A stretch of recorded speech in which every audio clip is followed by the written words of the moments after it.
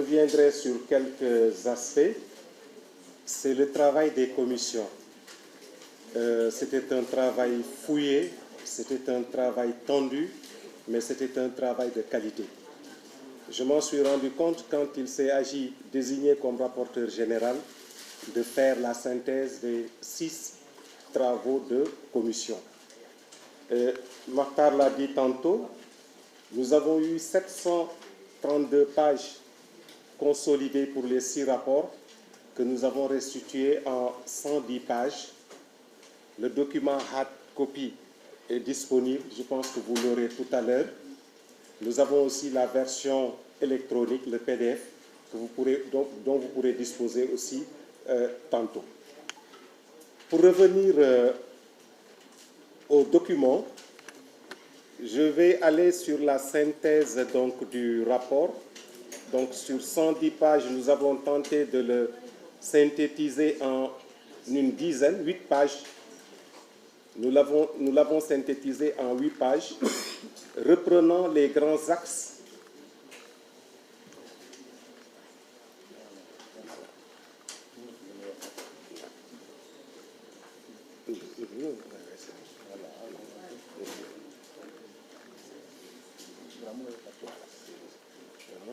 Voilà, on est à la page 60. Voilà.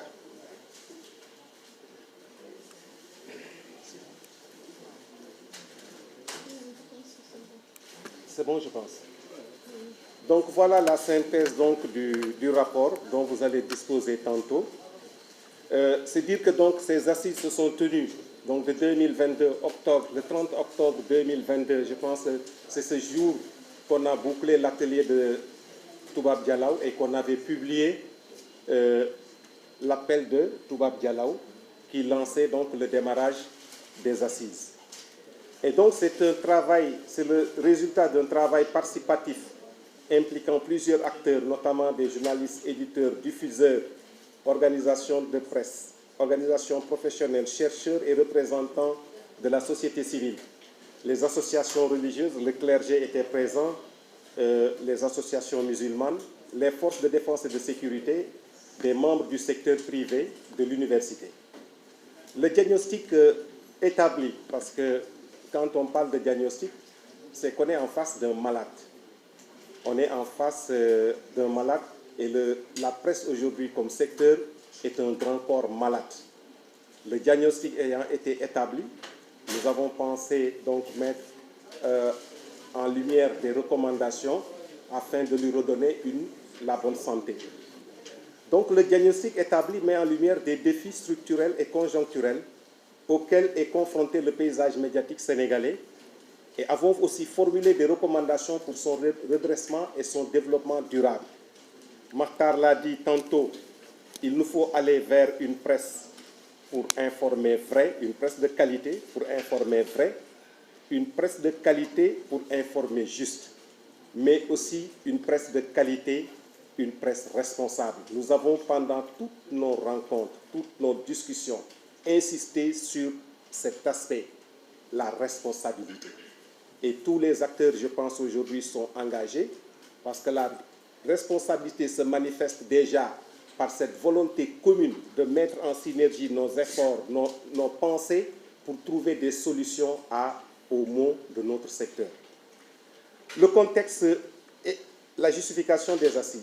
Le paysage médiatique sénégalais a connu une évolution significative, passant d'un pluralisme limité à une diversification accrue dans les années 90, notamment avec l'essor des nouvelles technologies, des technologies de l'information et de la communication, et l'émergence de nouveaux canaux comme les sites d'information et les réseaux sociaux. En effet, les premiers sites de presse sont apparus vers 1998 avec les précurseurs Le Soleil et Sud.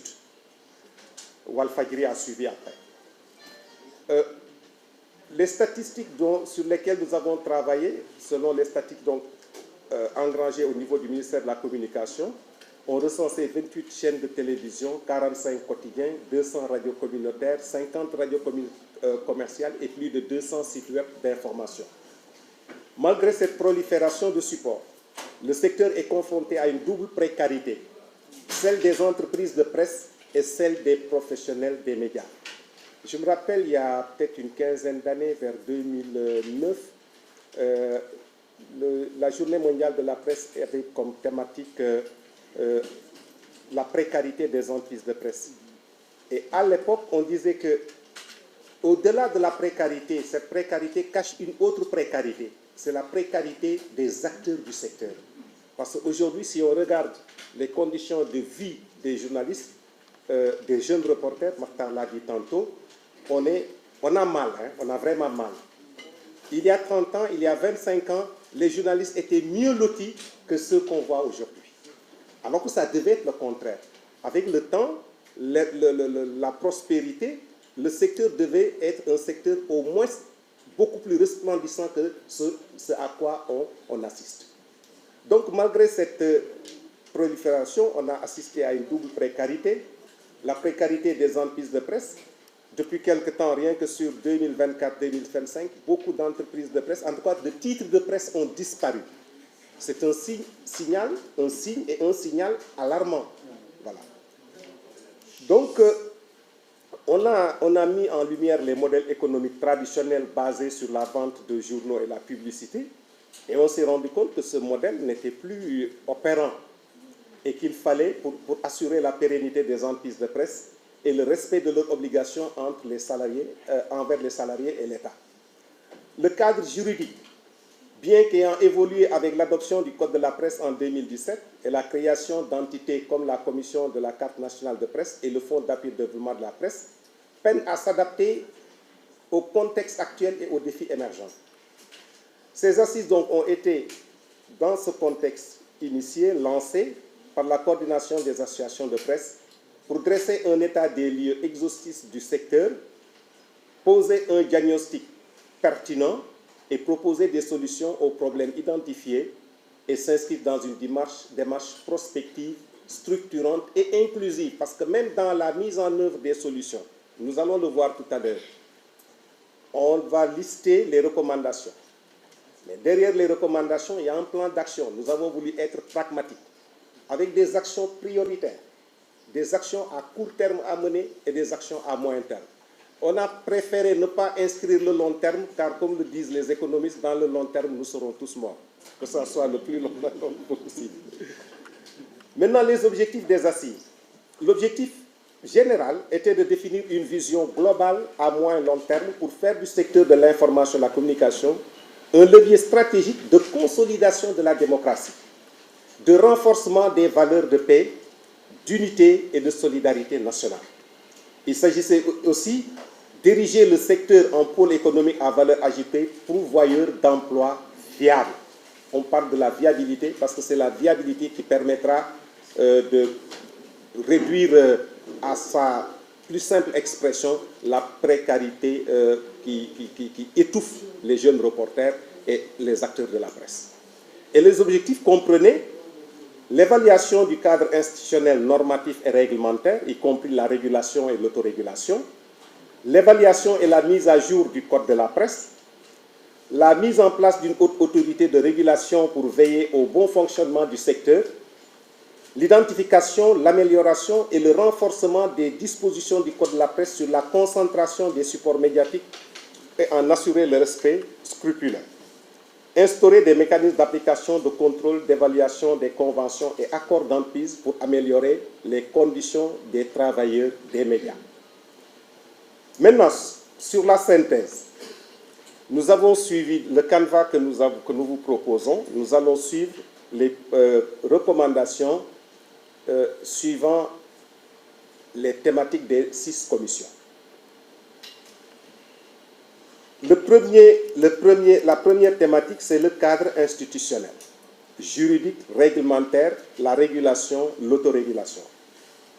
C'est ainsi qu'au terme de nos travaux, nous avons donc recommandé que l'autorité gouvernementale chargée de la communication prenne en compte les évolutions de la profession technologique dans son organisation. Pourquoi nous avons parlé de l'autorité gouvernementale? On n'a pas voulu mettre le nom spécifique du ministère de la Communication, cela change suivant le temps. Nous avons aussi recommandé une application rigoureuse des textes de la réglementation du secteur, y compris le dépôt légal pour la presse écrite et le respect des droits d'auteur et droits voisins pour la presse audiovisuelle. La révision de l'article 22 du Code de la presse pour lier l'obtention de la carte nationale à la qualité de journaliste ou de technicien des médias. Cette carte devrait donner un libre accès aux lieux et événements d'intérêt public. La création de maisons de la presse dans les régions, parce que les conditions, quand on parle de précarité, les conditions des journalistes, quand vous sortez de Dakar, les conditions sont désastreuses. Ibrahim Ali Safai l'a dit tantôt, pendant les assises, comme nous disions que c'était une approche inclusive, nous avons sillonné les différentes régions, on a rencontré les jeunes reporters, on a travaillé avec eux, ils ont émis de pertinentes propositions et on s'est rendu compte que si on n'avait pas fait ce travail en allant vers eux, on serait passé à côté de choses essentielles pour nos recommandations. La mise à jour du projet de création de la haute autorité de régulation de la communication audiovisuelle et un appel à candidature pour la désignation du président. Bon, entre-temps, on s'est dit, est-ce qu'il faut une autorité juste pour réguler l'audiovisuel ou est-ce qu'il faut une autorité pour réguler le secteur des médias? Une autorité transversale pour réguler le secteur des médias. Nous avons pensé que c'était en tout cas la proposition la plus pertinente. Le renforcement de l'autonomie et de l'indépendance du Conseil pour l'observation des règles d'éthique et de déontologie dans les médias, le CORED, de Mamadou Thior, et sa reconnaissance comme unique organe d'autorégulation. Et aussi aller dans le sens de rendre le CORED beaucoup plus indépendant pour l'aider dans la réalisation de ses nobles missions. Le CORED ne pourrait plus appartenir à des entités associatives.